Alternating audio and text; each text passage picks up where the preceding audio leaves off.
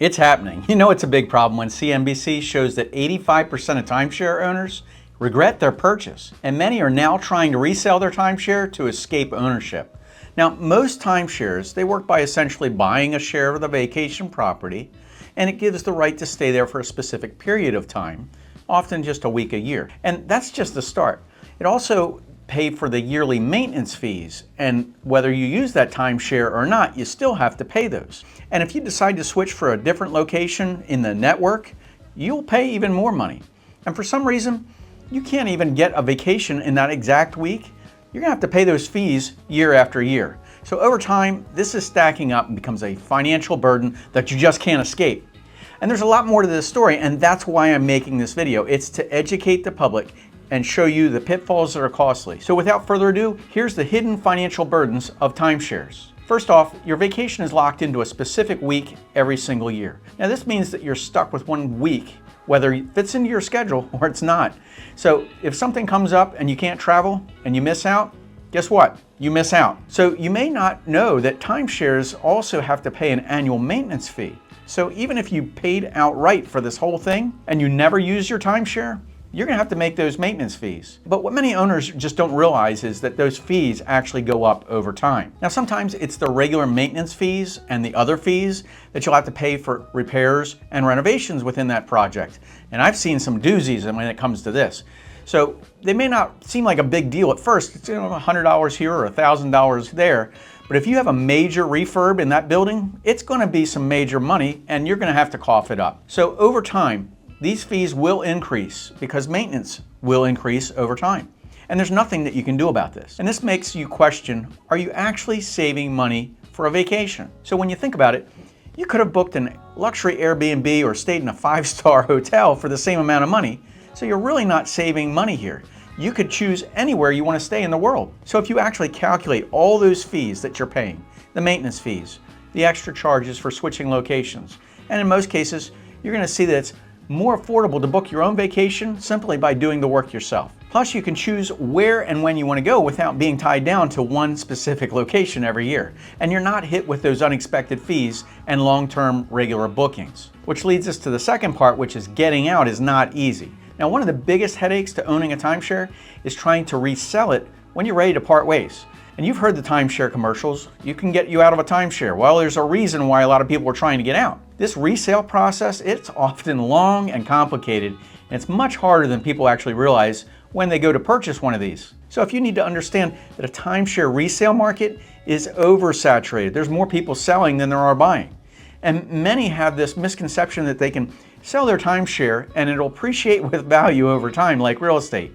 The truth is, most timeshares depreciate by at least 50% once they're purchased.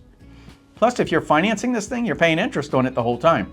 This is similar to how a car loses value once it's driven off the lot. The American Resort Development Association, the ARDA, reports that while U.S. timeshare industry generated over $11 billion in revenue last year, the resale market is struggling for the most of the owners who are trying to offload those properties.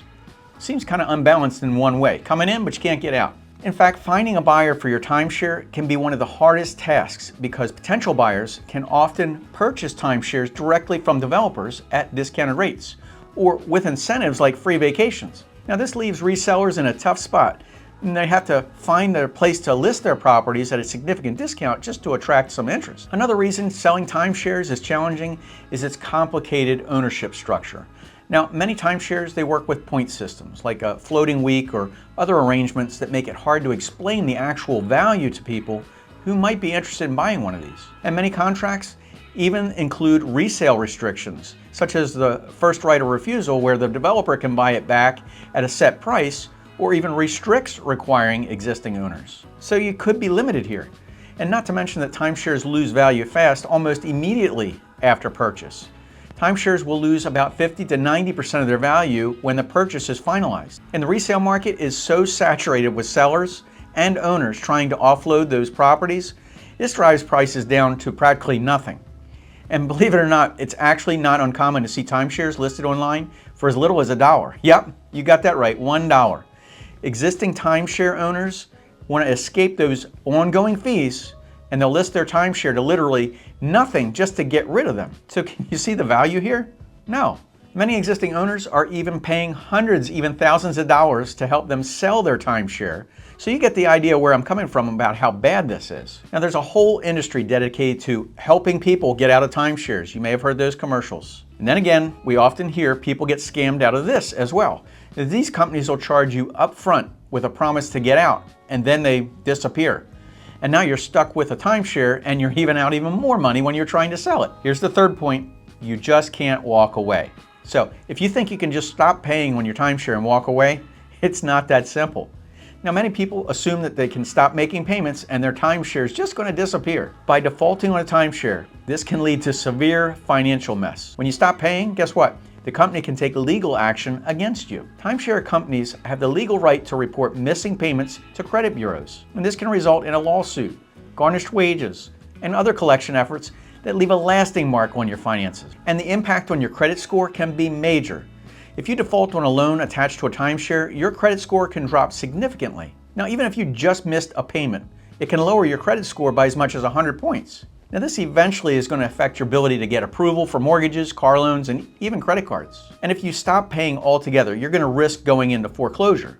And just like a house, a timeshare company can foreclose on that property even if payments aren't made. And this is especially because if you have a loan on this timeshare. This process is not only stressful, but can involve a lot of legal action. Once the foreclosure is filed, you could face lawsuits and wage garnishments if the debt is significant enough.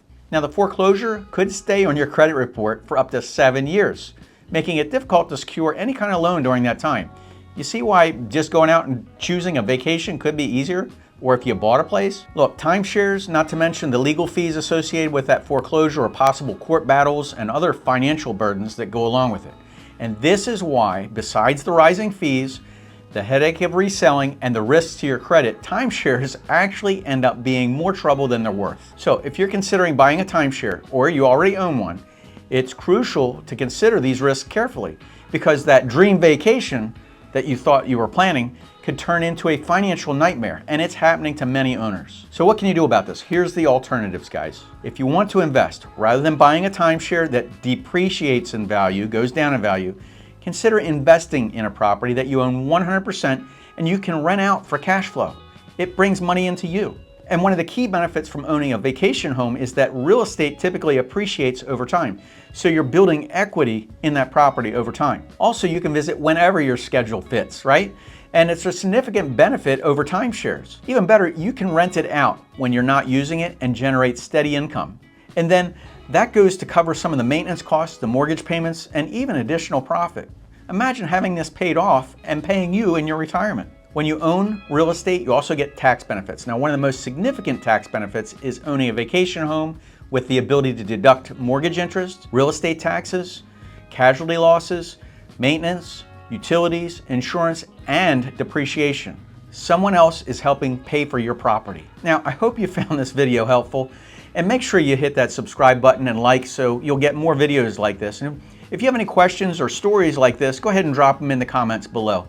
I'm Jerry with Jerry Pincus Real Estate Experts. My real estate team is here to help you find your hidden gem and to avoid those pitfalls that are costly. So if you're thinking about buying or selling property here in Myrtle Beach, South Carolina, or anywhere in the United States, I can hook you up with the local real estate expert. Just give us a call at the office at 843-839-9870. My team has literally helped thousands and thousands of people successfully move in the past 20 years. And we have seen everything when it comes to real estate. And I mean the good, the bad, and the ugly. We want to make sure you're making a smart decision. Also, you're going to want to watch this video here on this channel. It's about Airbnb's short-term rental that went from booming success to another absolute disaster. So until next time, stay happy, stay educated, and I'll talk to you soon. Take care, guys.